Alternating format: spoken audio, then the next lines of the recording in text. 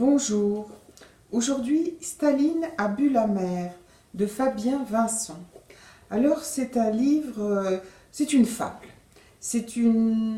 Avec des aspects farcesques qui pourraient faire rire si elle n'était pas inspirée par un fait réel, à savoir l'assèchement par Staline de la mer d'Aral en Asie centrale dans les années 1950.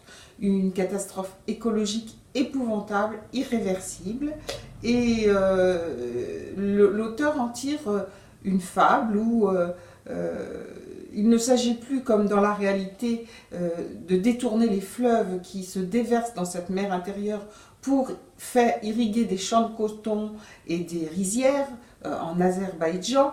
Là, il transforme cela où on voit Staline dérangé la nuit par un vent venu de cette mer, soi-disant, et il a des insomnies et décide de la faire assécher. Alors là, évidemment, on est dans le grotesque total, on a un Staline absolument ridicule, grotesque, mais infiniment dangereux, on le sent bien.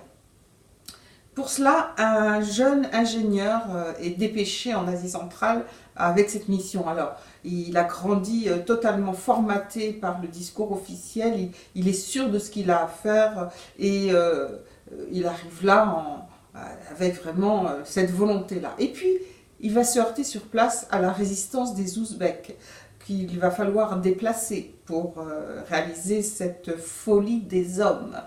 Et puis il va tomber amoureux d'une femme qui est chamane.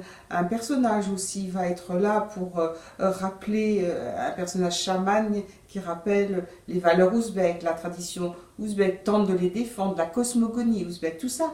On sent qu'il y a derrière des connaissances profondes de leur société, comme une connaissance profonde des rouages du soviétisme, qui est de son influence, une vision de l'influence sur la psyché des individus à travers cet ingénieur notamment. Alors ça est vraiment très intéressant, dans un style, on est vraiment emporté dans une aventure, hein.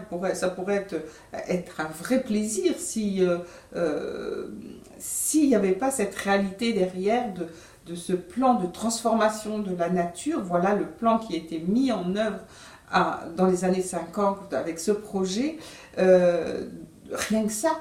Et on est interpellé aussi parce qu'il y a un miroir tendu à notre époque. Ce plan de transformation de la nature ne s'est certainement pas limité à l'Empire soviétique, il est toujours à l'œuvre et on en voit nettement aujourd'hui les conséquences néfastes. Voilà, c'est un livre vraiment excellent qui vous emporte et en même temps vous interpelle fortement.